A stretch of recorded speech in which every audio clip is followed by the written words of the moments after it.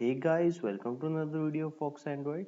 तो आज हम जो हमारी एंड्रॉइड सीक्लोइड की डेटाबेस की सीरीज है इसको कंटिन्यू करेंगे। और आज हम देखेंगे कि जो हमने टेबल में डेटा को राइट किया है और उसमें से हमने डेटा को रीड भी करके देख लिया है, राइट।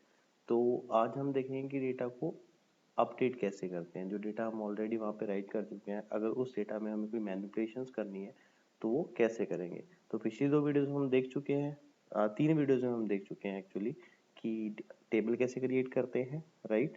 तो उसमें डेटा कैसे राइट करते हैं, डेटा कैसे रीड करते हैं। अगर आप लोगों ने वो वीडियोस नहीं देखी तो आई हाईली रिकमेंड कि आप इस आई बटन पे क्लिक करके उन वीडियोस को देख लीजिए और फिर आप इस वीडियो को देखिए तो आपको ये ज़्यादा अच्छे से समझ लगेगा। तो लेट्स गेट स्टार्टेड।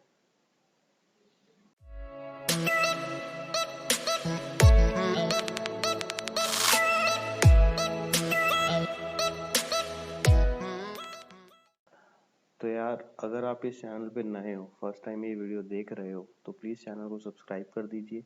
उसके साथ जो बेल नोटिफिकेशन आइकन है उसको प्रेस कर दो, ताकि मैं कोई भी नई वीडियो डालता हूँ आपको उसकी अपडेट आ जाए साथ के साथ। और वीडियो अच्छी लगेगी तो यार वीडियो को बाद में लाइक कर देना।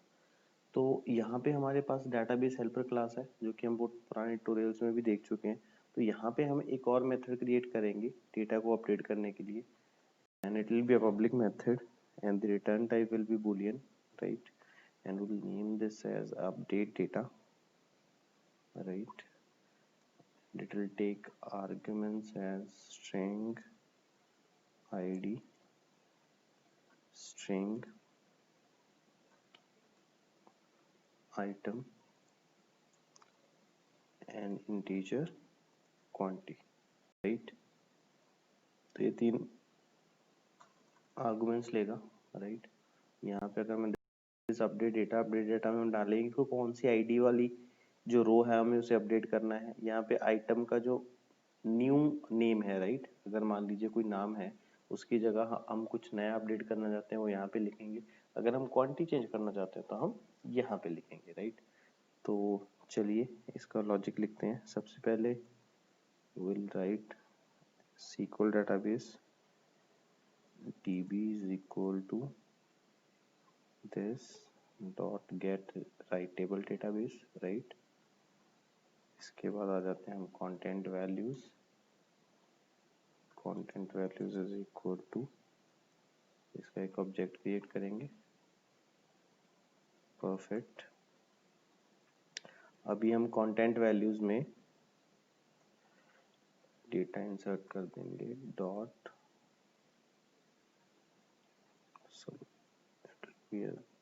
This one dot put column 2 is item. तो यहाँ पे हम item as an argument pass कर देंगे, content values dot put column 3, और यहाँ पे हम क्वांटिटी पास कर देंगे, राइट। भी लॉजिक देख के एक बार ब्रीफ करूंगा कि हमने क्या किया है। Integer result is equal to, यहाँ पे एक फंक्शन है db.update। तो सबसे पहले as usual first argument will be table name, okay. The second one will be content values, जो हम नई वैल्यूज अपडेट करना चाहते हैं। The third one is where clause, यहाँ के हम लिखेंगे id is equal to question mark, right. And the last one will be the value for the where clause.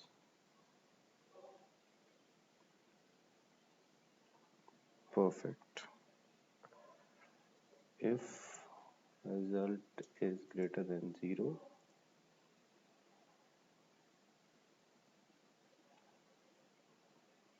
return true,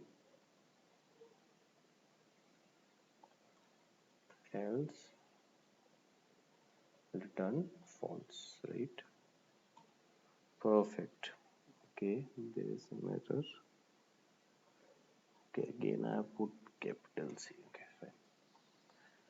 okay तो यहाँ पे हमने क्या किया, हमने यहाँ पे एक फंक्शन क्रिएट किया जहाँ पे हम तीन आर्गुमेंट्स लेंगे जिस आईडी को अपडेट करना चाहते हैं, और आइटम का न्यू नेम और न्यू क्वांटिटी। उसके बाद हमने एक डाटाबेस को रेफर किया एंड हमने यहाँ पे कॉल किया this dot gate writable database, जहाँ पे हम राइट कर सकें। फिर हमने कंटेंट वैल्यूज का एक ऑब्जेक्ट बनाया, वहाँ पे हमने कॉलम 2 की में आइटम ऐड कर दिया और कॉलम 3 की में क्वांटिटी को ऐड कर दिया। उसके बाद हमने एक इंस्ट्रक्शन लिखा db डॉट अपडेट, जिसमें फर्स्ट आर्गुमेंट वाज कौन से टेबल में आप अपडेट करना चाहते हो। सेकंड आर्गुमेंट में हमने लिखा जो कंटेंट वैल्यूज हम इंसर्ट करना चाहते हैं। थर्ड में हमने वेयर क्लॉज लिखा, जहाँ से हमारे जो अपडेट फंक्शन को पता चलेगा कि टेबल में कौन सी रो को अपडेट करना है, और यहाँ पे हमने आईडी को पास कर दिया। अब ये इसका रिटर्न टाइप क्या होता है, इंटीजर। ये क्या रिटर्न करता है कि कितनी रोज को इसने अपडेट किया। If result is greater than 0 that means उसने एटलीस्ट एक रो को तो अपडेट किया है, then it will return true, otherwise it will return false, right. तो अभी हम अपनी मेन एक्टिविटी में चलते हैं। यहाँ पे हमने अपडेट डेटा ये बना के रखा हुआ है, राइट। अब यही फंक्शन को यूज करके हम यहाँ पे अपने डेटा को अपडेट करेंगे, राइट। तो चलिए स्टार्ट करते हैं। यहाँ पे सबसे पहले हम वैल्यूज को रीड कर लेते हैं। Update id dot get text dot to string string item is equal to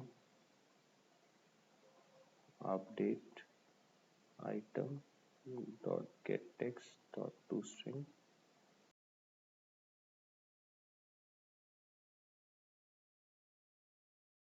इसके बाद हम जाएंगे integer int quantity equal to integer dot parse int, और इसमें जो स्ट्रिंग है वो क्या पास करेंगे, update quantity dot get text dot to string, और यहाँ पे हम इसको पास कर देंगे। ओके, तो यहाँ पे हमने तीनों वैल्यूज को यहाँ पे एक वेरिएबल में ले लिया है, राइट। सो यहाँ पे इफ कंडीशन लगाएंगे, if id, okay, the exclamation sign, if id is not empty and item is not empty, right। तो क्या करेंगे, इन सारे आर्गुमेंट्स को पास कर देंगे और अपडेट फंक्शन को कॉल कर लेंगे, राइट। तो यहाँ पे एक और ओके, आई जस्ट फर्स्ट मैं ऐसे लिख देता हूँ my DB dot update data डेटा, और the first argument is id, तो यहाँ पे id पास कर देंगे हम। The second argument is item, तो आइटम पास कर देंगे। The third one is quantity, तो क्वांटिटी पास कर देंगे। So that is it. यहाँ पे हम ये फंक्शन को जैसे ही कॉल करेंगे हमारा जो डेटा है वो अपडेट हो जाएगा। पर यहाँ पे जस्ट टू मेक श्योर जब हम इसे मोबाइल पे रन करेंगे, तो यहाँ पे एक इफ स्टेटमेंट लगा देता हूँ। जैसे कि आपको पता है इसका रिटर्न टाइप बुलियन है, तो अगर कोई डेटा अपडेट होगा तो ये ट्रू रिटर्न करेगा, अदरवाइज ये फॉल्स रिटर्न करेगा, राइट। तो यहाँ पे हम एक टोस्ट ट्रेस कर देते हैं। लेट मी सी, अगर हमने ऊपर use, okay, this one, I will simply copy this one, और इसके बाद यहाँ पे लिख देते हैं data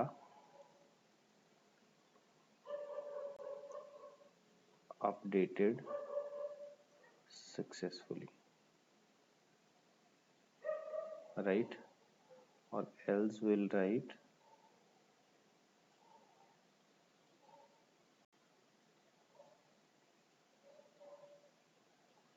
error in updation, right. Okay, और यहाँ पे जैसे हम डेटा अपडेट करते हैं, will set update, first one will B id, update id dot set text to this, we'll just make all the input fields blank. The second one is item, so we'll set text to empty. The third one will be update quantity, okay, dot set text, it will also be empty, right. And we'll do one more thing. So as soon as we click on this, we'll just make read item text view dot set text to empty, read quantity item text view to dot set text. So the code will look more clean, right. So that's why I'm doing this. It's not necessary, so we could just run our code without this as well. But if we do this, it will be more easier for us to see the things going on the screen. So read id कर दिया हमने, update id ये वाला कर दिया, and okay, fine, it looks good, okay, done. तो I guess यहाँ पे ये सारी चीज़ आपको समझ लग गई होगी। अब जल्दी से मैं इसको मोबाइल पे रन करता हूँ। कोई डाउट आएगा, आपको कोई चीज़ समझ नहीं लगी तो कमेंट करना, I definitely clear your doubt. आपको पता है मैं हर कमेंट का रिप्लाई करता हूँ, तो कोई भी डाउट होगा आप कमेंट करिए, मैं आपका डाउट क्लियर कर दूंगा।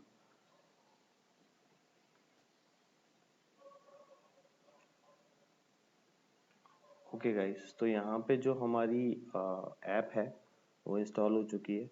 तो सबसे पहले मैं कुछ डेटा रीड करके देखता हूँ। If I just read the data, okay, Apple 45 जो हमने कल राइट किया था, अब इसी डेटा को मैं अपडेट करके देखता हूँ। If I put 1 in the ID and just change apple to banana and change the quantity to 25 and click update data, okay, data updated successfully. अब मैं रीड करता हूँ इसी डेटा को।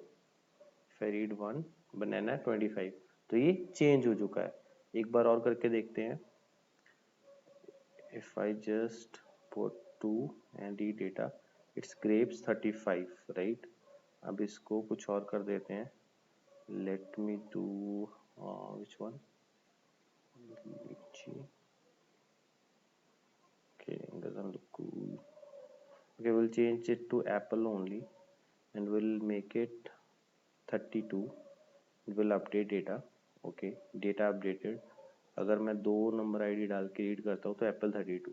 तो यहाँ पे आप देख सकते हैं कि जो हमारी अपडेट डेटा वाला जो फंक्शन है that is working perfectly fine. हमने डिफरेंट दोनों एंट्रीज जो थी हमारी which was having ID 1 and 2, दोनों को हमने अपडेट करके देखा है, राइट। तो दोनों बड़े अच्छे तरीके से अपडेट हुए हैं यहाँ पे और दोनों की वैल्यू चेंज हो गई हैं। तो आई होप आपको ये वीडियो समझ लगा होगा। मैं फिर से बोल रहा हूँ, अगर कोई भी डाउट आएगा तो प्लीज़ कमेंट करिए, मैं आप कमेंट में आपके पूरे डाउट्स क्लियर करूँगा। तो अब हम क्रड में से क्रिएट, रीड और अपडेट को कंप्लीट कर चुके हैं इस सीरीज में। अब हमारा एक ही जो फंक्शन है वो रहता है, दैट इज डिलीट। तो उसको हम अगली वीडियो में कवर करेंगे। तो यार आज के लिए इतना ही। चैनल को सब्सक्राइब कर देना, वीडियो को लाइक कर देना और उसके साथ जो बेल नोटिफिकेशन आइकन है उसको प्रेस कर देना। मिलते हैं आपको अगली वीडियो में, बाय।